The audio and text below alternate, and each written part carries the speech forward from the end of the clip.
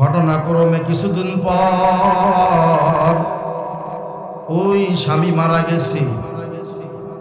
এদিকে 9 মাস পর ওই স্ত্রী সন্তানটা ভূমিষ্ঠ করেছেন। 1 বছর পর সন্তান যখন 2 বছর পার হয়ে গেছে, মক্তবে যাওয়ার পরে মা সন্তানকে মক্তবে নিয়া হুজুরকে বলতেছে, হুজুর আমার স্বামী একে গর্ভ রেখে ইন্তেকাল করেছে আর আমাকে ওসিয়াত করে গেছে, হুজুর আমার সন্তানটা যেন মাদ্রাসায় মক্তবে পড়াই। হুজুর আপনি ওকে ইসলামী শিক্ষায় শিক্ষিত করুন, ওকে কোরআন হাদিসের ইলম দান করুন। এদিকে পিতাটা খুব খারাপ মানুষ ছিল, নামাজ পড়তো না, আল্লাহর হুকুম নবীর তরিকা অনুযায়ী চলতো না। মৃত্যুর সঙ্গে সঙ্গে তার কবরে আযাব শুরু হয়ে গেছে। আযাবের 2-3 বছর পার হয়ে গেছে। হঠাৎ একদিন কবরের আযাব বন্ধ হয়ে গেছে। সুবহানাল্লাহ। ফেরেশতাদের কাছে ওই পিতা জিজ্ঞাসা করছে, কারণটা কি? আমার কবরের আযাব কেন বন্ধ হইল? ফেরেশতারা ডাক দিয়ে বলে, আল্লাহর বান্দা, আপনার স্ত্রী গর্ভধারণ অবস্থায় আপনি ইন্তেকাল করেছেন। আপনি যখন কবরে আসছেন আপনার স্ত্রী পরে সন্তান ভূমিষ্ঠ করেছে। আপনার সন্তানটা যখন 2টা বছর হয়ে গেছে, বাড়ির পাশের মসজিদের মক্তবে আপনার স্ত্রী সন্তানটাকে দিয়েছেন। যখন আপনার সন্তান মসজিদের মধ্যে পড়তেছে, আউযু বিল্লাহি মিনাশ শাইতানির রাজীম, বিসমিল্লাহির রহমানির রহিম, শুরু করছি পরম করুণাময় অসীম দয়ালু আল্লাহর নামে। যখন এই কথা সে বলছে, বিসমিল্লাহ বলছে, আল্লাহ রাব্বুল আলামিন সঙ্গে সঙ্গে ফেরেশতা পাঠায় দিয়েছে। আমাদের কাছে আযাবের ফেরেশতাদের কাছে ফেরেশতা পাঠাইছে। ডাক দিয়া বলছে, ও আযাবের ফেরেশতা, এই বান্দার সন্তান আমার পবিত্র কোরআন তেলাওয়াত করবে, আর আমি হলাম রহমান, আমি হলাম রহিম, আমি হলাম গফফার। এরপরেও আমি তার কবরে কেমনে আযাব দিই? আযাব বন্ধ করো, আর আযাব নাই। তার সন্তান কোরআন তেলাওয়াত শুরু করছে, আর আযাব দেওয়া যাবে না। সঙ্গে সঙ্গে আযাব বন্ধ হয়ে গেছে। এখন ফাআবশিরু বিল জান্নাহ আফতাহু লাহু বাবান ইলাল জান্নাহ, কয় তার জন্য জান্নাতের বিছানা বিছানো হয়ে গেছে, জান্নাতের দিকে দরজা খুলে দেওয়া হয়ে গেছে। এজন্য শুধু ইলম শিক্ষা করলে দুনিয়ার ফায়দা না, মৃত্যুর সাথে সাথে কোরআন তেলাওয়াতের সওয়াব, নামাজের সওয়াব, জিকিরের সওয়াব, দোয়ার সওয়াব, সন্তান যখন এই আমলগুলা করে মাতা পিতার কবরে পৌঁছায়া দেওয়া হয়। এজন্য ইলম যখন শিখবে তার অন্তরে ভয় পয়দা হবে। ইন্নামা ইয়াখশাল্লাহা মিন ইবাদিহিল উলামা। ইন্নাল হামদালিল্লাহ, আলহামদুলিল্লাহি নাহমাদুহু ওয়া নাস্তাঈনুহু ওয়া নাস্তাগফিরুহু ওয়া নু'মিনু বিহি ওয়া নাতাওয়াক্কালু আলাইহি ওয়া নাউযু বিল্লাহি মিন শুরুরি আনফুসিনা ওয়া মিন সাইয়্যাতি আ'মালিনা। من يهده الله فلا مضل له ومن يضلله فلا هادي له ونشهد أن لا إله إلا الله وحده لا شريك له ونشهد أن سيدنا ومولانا محمدا عبده ورسوله أما بعد فأعوذ بالله من الشيطان الرجيم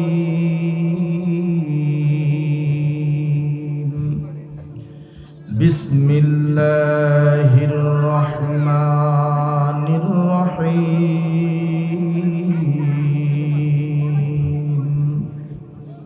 والذين أوتوا العلم درجات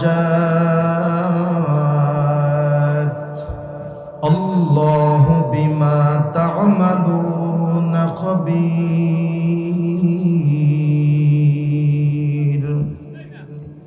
وقال رسول الله صلى الله عليه وسلم إن العلماء ورثة الأنبياء وإن الأنبياء لم يورثوا دينارا ولا درهما وإنما ورثوا العلم فمن أخذه أخذ بحظ وافر رواه الترمذي أو كما قال عليه الصلاة والسلام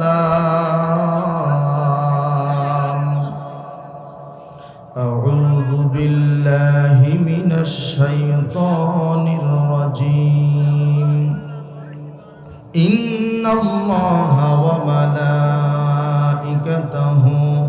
يصلون على النبي يا أيها الذين آمنوا صلوا عليه وسلموا تسليما محبت نبري اللهم صل على سيدنا ونبينا وشفيعنا وحبيبنا ومولانا محمد صلى الله عليه وعلى آله وأصحابه وبارك وسلم اللهم صل على سيدنا ونبينا وشفيعنا وحبيبنا ومولانا محمد صلى الله عليه وعلى آله وأصحابه وبارك وسلم اللهم صل على سيدنا ونبينا وشفيعنا وحبيبنا ومولانا محمد صلى الله عليه وعلى آله وأصحابه وبارك وسلم একটু জিকির করি লা ইলাহা ইল্লাল্লাহ লা ইলাহা ইল্লাল্লাহ লা ইলাহা ইল্লাল্লাহ লা ইলাহা ইল্লাল্লাহ লা ইলাহা ইল্লাল্লাহ লা ইলাহা ইল্লাল্লাহ লা ইলাহা ইল্লাল্লাহ লা ইলাহা ইল্লাল্লাহ লা ইলাহা ইল্লাল্লাহ মুহাম্মাদুর রাসূলুল্লাহ সাল্লাল্লাহু আলাইহি ওয়াসাল্লাম। নতুন চর খাড়াকান্দি রশিদিয়া কারিমিয়া কিরাতুল কোরআনের বাৎসরিক ওয়াজ মাহফিলের সভাপতি সাহেব, প্রধান অতিথি নায়েবে আমিরুল মুজাহিদিন সৈয়দ মুফতি সৈয়দ মোহাম্মদ ফয়জুল করিম হাফিজাহুল্লাহ, এবং বিশেষ অতিথিবৃন্দ, উপস্থিত আমার দিনদরদি ইসলাম পিপাসু ভাইয়েরা, পর্দার অন্তরালে অবস্থানরত আমার মা ও বোনেরা, আমরা আল্লাহর দরবারে শুকরিয়া আদায় করি যে রব্বুল আলামিন আমাদেরকে আমাদের হায়াতের মূল্যবান সময়ের মধ্য থেকে কিছু সময় এই জান্নাতের বাগানে আসার বসার, বাড়িতে অবস্থান করে ওয়াজ শোনার তৌফিক দান করেছেন। এজন্য শুকরিয়া আদায় করি, আলহামদুলিল্লাহ। আল্লাহ পাকের কালামুল্লাহ থেকে একটি আয়াত পাঠ করেছি, নবীজির অসংখ্য অগণিত হাদিস থেকে একটি হাদিস পাঠ করেছি। আল্লাহ তাআলা এই আয়াতে বলতেছেন, ওয়াল্লাযীনা উতুল ইলমা দারাজাত, যাদেরকে ইলম দেওয়া হয়েছে, যাদেরকে ইলমের মতো সম্মানী জিনিস দেওয়া হয়েছে। দারাজাত বহুবচন, তাদেরকে আল্লাহ তাআলা অনেক সম্মান এবং মর্যাদা দান করেছেন। বলেন সুবহানাল্লাহ। ইলমের মর্যাদা, ইলম কাকে বলে? ইলম শরিয়াতের মুহাম্মাদিতে যে হুকুম আহকাম, আদেশ নিষেধ সহ মৃত্যুর আগ পর্যন্ত প্রত্যেকটা মানুষের আমলের যত জ্ঞান প্রয়োজন আছে, এটা অর্জন করে এর উপরে আমল করলে সে হয় আলেম, আর জ্ঞান অর্জন করলে হয় ইলম অর্জন করা। দেখা যায় আমাদের সমাজে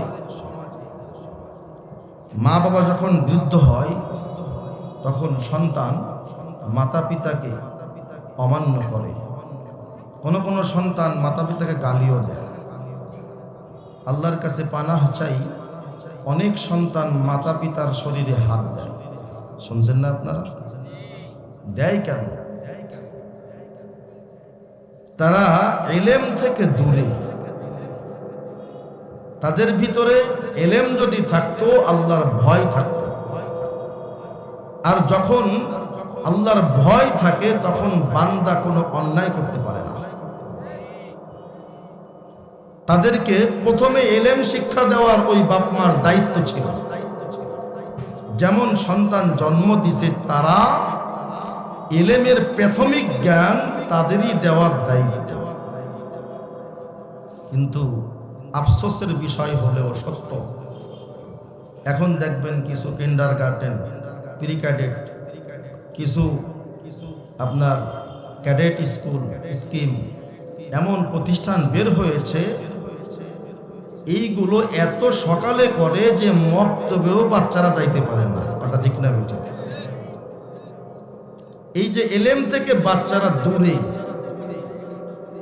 এই বাচ্চার ভিতরে ইলম যখন ঢুকলো না, আল্লাহর পরিচয় পাইল না। কথা ঠিক না বেঠিক? তার ভিতরে এই আল্লাহর ভয় পয়দা হলো না। ও হইতে পারে বড় একজন রাজনীতিবিদ, হইতে পারে বড় একজন ইঞ্জিনিয়ার, হইতে পারে বড় একটা ডাক্তার, কিন্তু ওখানে বসে সে কসাইগিরি করবে। কথা ঠিক না বেঠিক?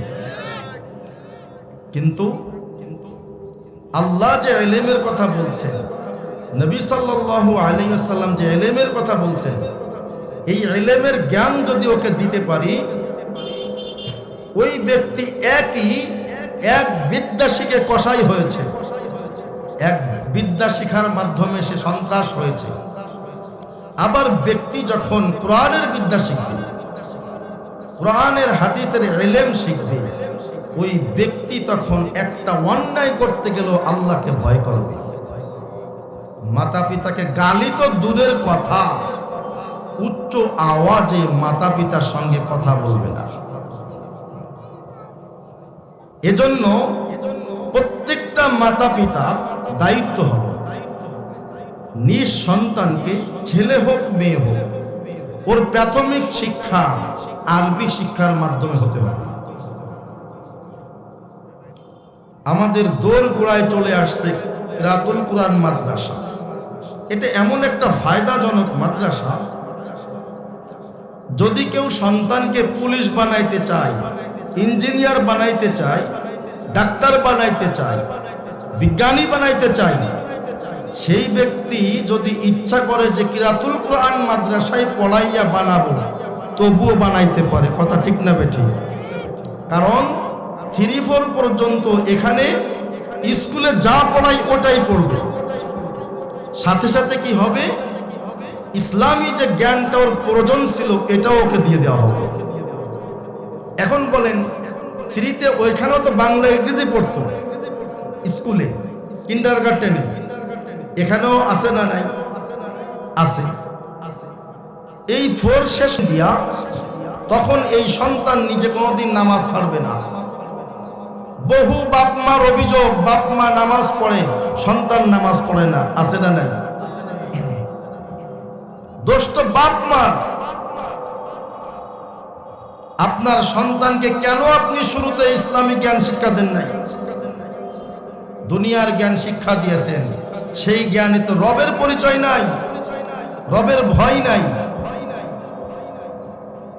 এজন্য প্রত্যেকটা বাবা মার দায়িত্ব হলো তাকে আগে ইসলামী শিক্ষা দেওয়া। একটা উদাহরণ দিলে আরো পরিষ্কার হয়ে যাবে। মনে করেন একজন ব্যক্তি সকালে উঠেই খালি পেটে বিরিয়ানি খাইছে, বিরিয়ানি। বলেন তো এরপরে যতই খারাপ খাবার খাক, তার বিরিয়ানির ঢেকুর আসবে কি আসবে না? বলেন, আসবে না? সারাদিন কিসের ঢেকুর আসবে? বিরিয়ানির ঢেকুর আসবে। সে যদি পরে পান্তাও খায়, পান্তার ঢেকুর আসবে। আর একজন ব্যক্তি সকালে পান্তা খেয়েই সে সকাল শুরু করছে, পরে যতই বিরিয়ানি খাক, বলেন তো বিরিয়ানির ঢেকুর আসবে? কিসের ঢেকুর আসবে? পান্তা ভাতের ঢেকুর। তার মানে একটা বাচ্চার যখন হাতে খড়ি হয়, তখন বাচ্চাকে যদি কোরআন আর হাদিসের ইলম দিয়ে তাকে শিক্ষা দান করা হয়, ও মৃত্যুর আগ পর্যন্ত বেঈমান হতে পারবে না। কথা ঠিক না বেঠিক?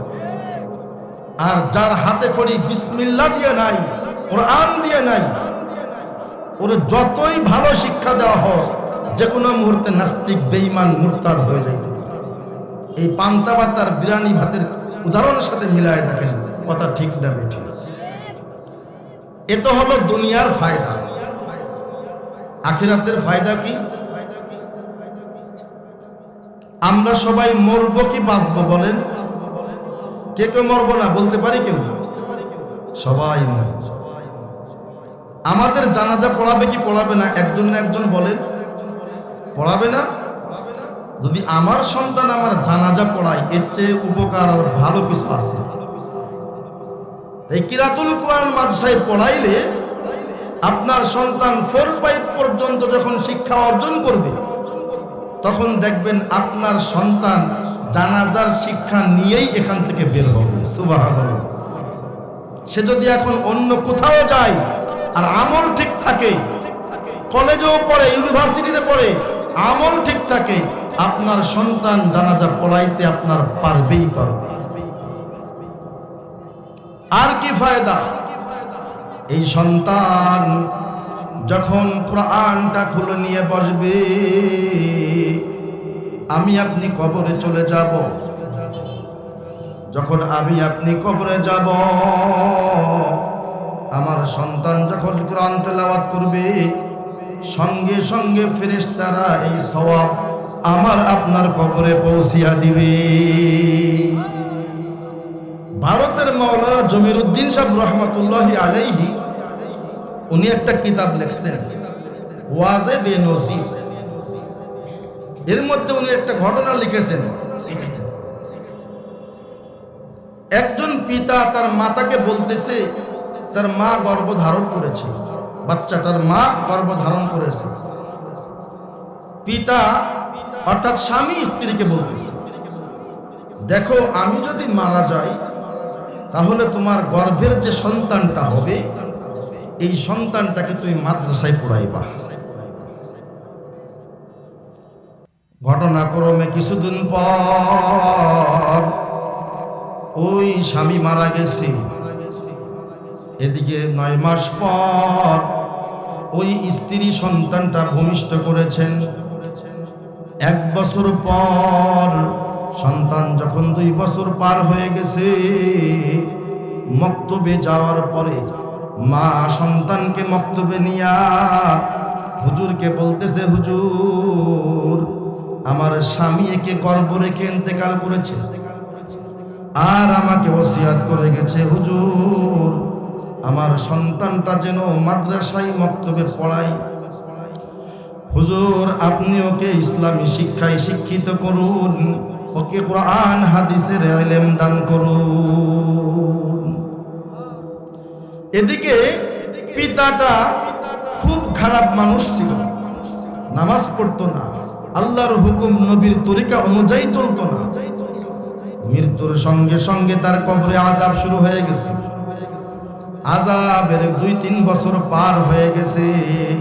হঠাৎ একদিন কবরের আযাব বন্ধ হয়ে গেছে। সুবহানাল্লাহ। ফেরেশতাদের কাছে ওই পিতা জিজ্ঞাসা করছে, কারণটা কি, আমার কবরের আযাব কেন বন্ধ হইল? ফেরেশতারা ডাক দিয়ে বলে, আল্লাহর বান্দা,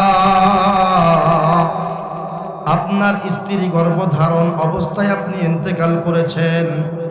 আপনি যখন কবরে আসছেন, আপনার স্ত্রী পরে সন্তান ভূমিষ্ঠ করেছে। আপনার সন্তানটা যখন 2টা বছর হয়ে গেছে, বাড়ির পাশের মসজিদের মক্তবে আপনার স্ত্রী সন্তানটাকে দিয়েছেন। যখন আপনার সন্তান মসজিদের মধ্যে পড়তেছে, আউযু বিল্লাহি মিনাশ শাইতানির রাজীম, বিসমিল্লাহির রহমানির রহিম, শুরু করছি পরম করুণাময় অসীম দয়ালু আল্লাহর নামে। যখন এই কথা সে বলছে, বিসমিল্লাহ বলছে, আল্লাহ রাব্বুল আলামিন সঙ্গে সঙ্গে ফেরেশতা পাঠায় দিয়েছে। আমাদের কাছে আযাবের ফেরেশতাদের কাছে ফেরেশতা পাঠাইছে, ডাক দিয়া বলছে, ও আযাবের ফেরেশতা, এই বান্দার সন্তান আমার পবিত্র কোরআন তেলাওয়াত করবে, আর আমি হলাম রহমান, আমি হলাম রহিম, আমি হলাম গফফার, এরপরেও আমি তার কবরে কেমনে আযাব দিই? আযাব বন্ধ করো, আর আযাব নাই।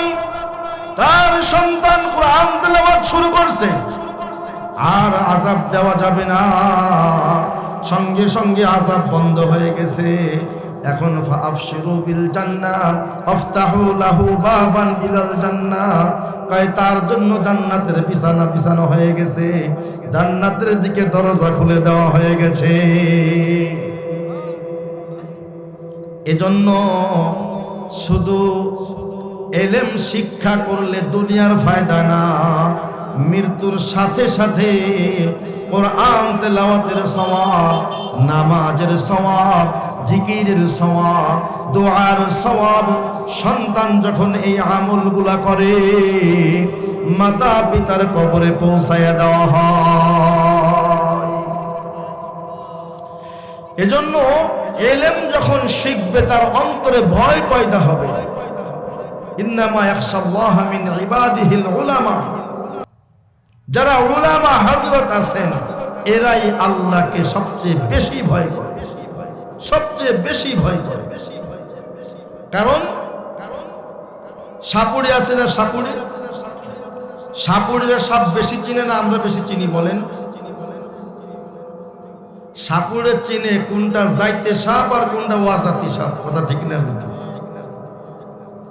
ঠিক আলেম ওলামারা জানে এই দুনিয়াটা মিথ্যা না, এই সূর্যটা মিথ্যা না, চন্দ্রটা মিথ্যা না, মৃত্যুটা মিথ্যা না। কারণ নবীজি সাল্লাল্লাহু আলাইহি ওয়াসাল্লাম জীবনে একটা মিথ্যা কথা বলেন নাই। সেই হাদিসগুলো আলেমরা পড়েন, এক সময় এটা দিলের মধ্যে বসে যায়, এই করতে করতে আলেমরা আমলের পরে উঠিয়া যায়, জবানটা বন্ধ হয়ে যায়। ফাহেসা কথা বলে না, দিলটা নরম হয়ে যায়, দিলটা ভেঙে যায়। উচ্চ আওয়াজে কথা বলে না, হিংসা করে না, বিদ্বেষ করে না। এলেম শিখছে, আল্লাহর ভয় পয়দা হয়েছে। এই এলেম শিক্ষিত ব্যক্তি জিথায় যাবে। সে যদি ব্যবসাও করে সেখানে সৎ ব্যবসা হবে, ঠিক না বেটি? সে যদি মেম্বার হয়, চেয়ারম্যান হয়, সে কোনোদিন দুর্নীতি করতে পারে না। সে যদি এমপি হয়, দুর্নীতি করতে পারে না। এজন্য আমার আপনার দায়িত্ব হলো আমার আপনার সন্তানদেরকে, আমার সন্তানদের পারি নাই, নাতি নাত করেছে, তাদেরকে দ্বীনি এলেম শিক্ষা দিয়ে ওসিয়াত করে যাওয়া যে নাতি বা সন্তান, আমি তোকে দ্বীনি এলেম এই জন্য শিক্ষা করিয়েছি, তুমি আমাকে জানাজার নামাজ আদ পড়াইবা। বাইজিদ বুস্তামি রহমাতুল্লাহি আলাইহি মা বাপের ধার্মিক হইলে তখন সন্তানের ভিতরে এর প্রতিক্রিয়া সৃষ্টি হয়। বাইজিদ বুস্তামির মা সন্তানকে লালন পালন করেছেন, তিনিও নিজেও মাদ্রাসায় পড়ছেন, সন্তানকেও মাদ্রাসায় ভর্তি করেছেন। বলেন আলহামদুলিল্লাহ।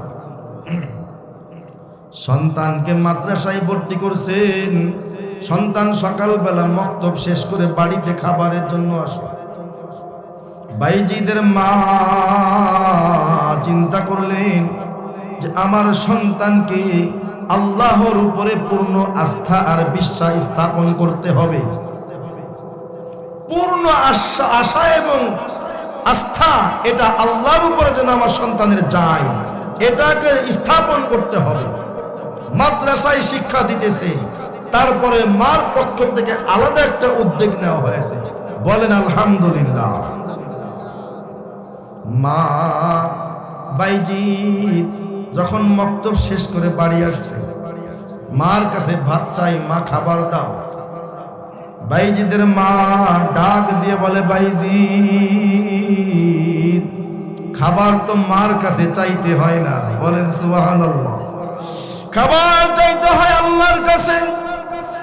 ও বাইজিদ, তুমি ওযু করো, 2 রাকাত নামাজ পড়ো, নামাজ পড়ে আল্লাহর কাছে দোয়া করো যে আল্লাহ আমার খাবারের প্রয়োজন, আমাকে খাবার দেন। সুবহানাল্লাহ। আমরা কি বলি?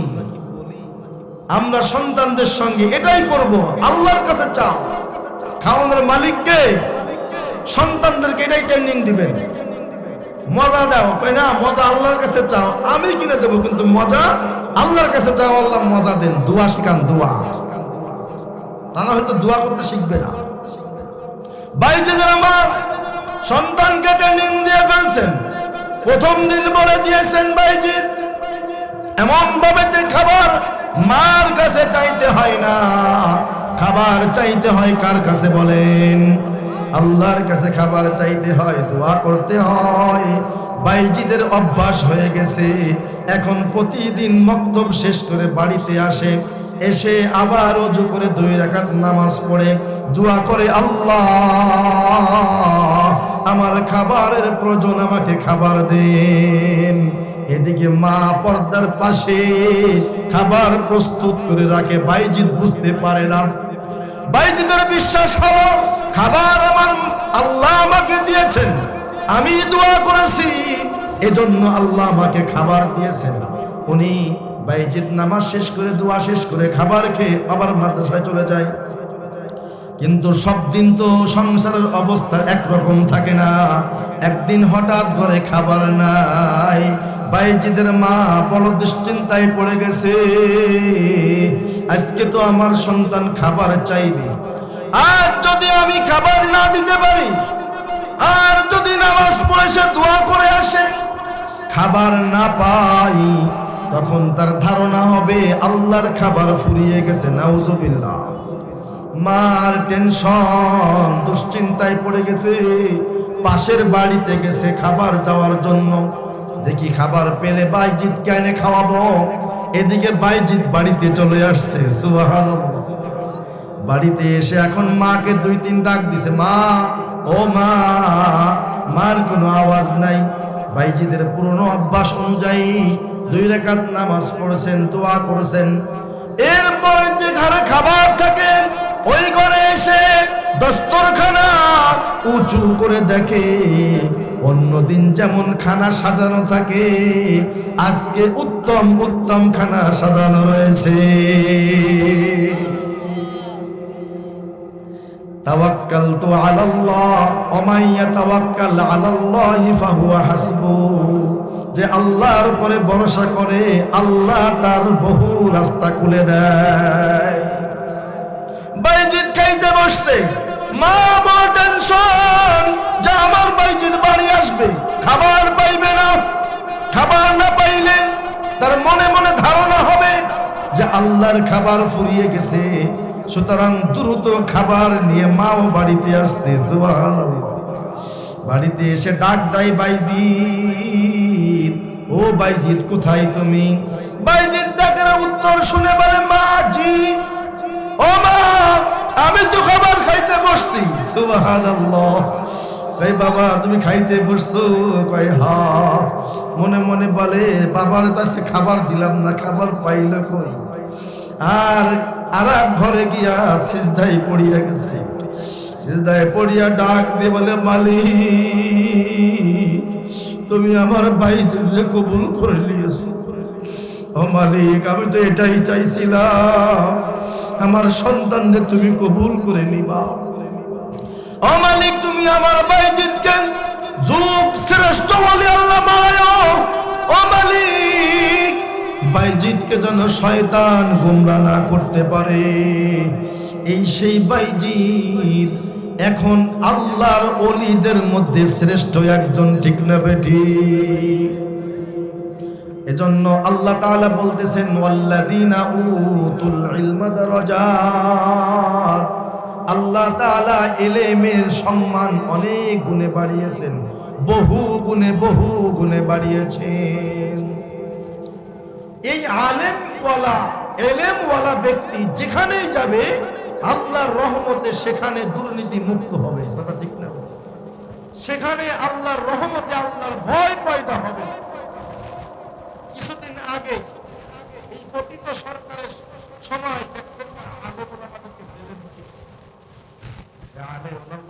জেলে যাওয়ার পরে কি হয়েছে? লাভ হয়েছে, ক্ষতি হয় নাই। জেলের মধ্যে যত সন্ত্রাস ছিল, পুলিশ ছিল, আলেমদের সোহবতে সবাই দাঁড়িয়ে রাখছে, পাক্কা নামাজি হয়ে গেছে। এজন্য আলেম যেখানে যাবে সেখানে আল্লাহর ভয় পয়দা হয়ে যাবে। যে বাজারে যাবে ওই বাজারের মানুষ আল্লাহওয়ালা হয়ে যাবে। যে ব্যবসায় যাবে ওই ব্যবসায়ীরা আল্লাহওয়ালা হয়ে যাবে। কারণ আলেম শুধু দুনিয়া নিয়ে থাকে না, আখিরাত নিয়ে থাকে, কথা ঠিক না বেঠি? এজন্য নিঃসন্তানকে আলেম বানান। আল্লাহ রাসূল সাল্লাল্লাহু আলাইহি সাল্লাম বলেন, কুন আলিমান, কুন রাওয়াতুল আলিমান আও মুতাআল্লিমান আও মুস্তামিআন আও মুহিব্বান ওয়ালা তাকুনা খামিসা ফাতুহলিক।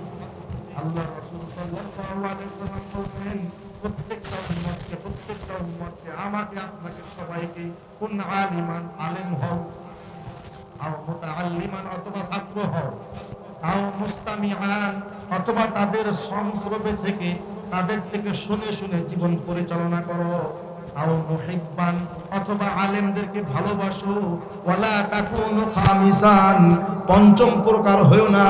তার মানে আলেম হইতে পারলে না, ছাত্রও হইতে পারলে না, তাদের কথা শুনতেও পারলে না, তাদেরকে মুহাব্বত করতে পারলে না।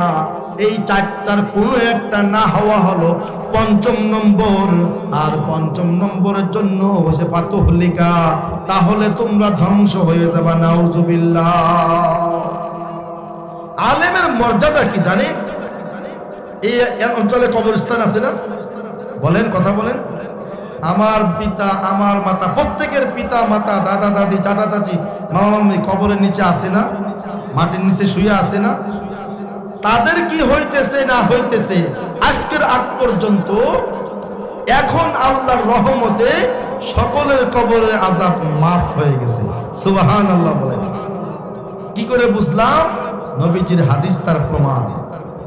قال رسول الله صلى الله عليه وسلم عالما أو متعلما إذا مر على قرية يرفع الله تعالى عذاب القبر تلك القرية 40 يوما سبحان الله নবী সাল্লাল্লাহু আলাইহি ওয়াসাল্লাম বলেন আলিমান আও মুতাআল্লিমান, কোন আলেম অথবা কোন ছাত্র ইজা মাররা আলা ক্বরিয়াতিন, যখন কোন গ্রামের মধ্য দিয়া হেঁটে যায়, ইয়ারফাউল্লাহু তাআলা আযাবাল কবরি তিলকাল ক্বরিয়াতি 40 ইয়াওমান, কয় একদিন হেঁটে যাওয়ার কারণে আল্লাহ ওই কবরের, ওই গ্রামের কবরস্থানের 40 দিন পর্যন্ত কবর আযাব মাফ করে দেয়। কত আলেম এখানে আসতেছে, আল্লাহর ওলি শায়েখে চরমনায় আসবেন, ছাত্ররা এখানে ভরা। আমরা ধন্য, কথা ঠিক না বেঠি? আর এর একটা আলেম যদি বাড়ি থাকে তাহলে অবস্থা কি? এর একটা আলেম যদি আমার সন্তান হয়, আমার ভাতিজা হয়, আমার নাতি হয়, তাহলে আমার বাড়ির কবর আযাব বন্ধ, ঠিক না বেঠি? সে 24 ঘন্টা আসবে। আলেম বা আমল, আলেম বা আমল। আলেম আছে কিন্তু আমল নাই, তাহলে হবে না। আলেমের সাথে আমল থাকতে হবে।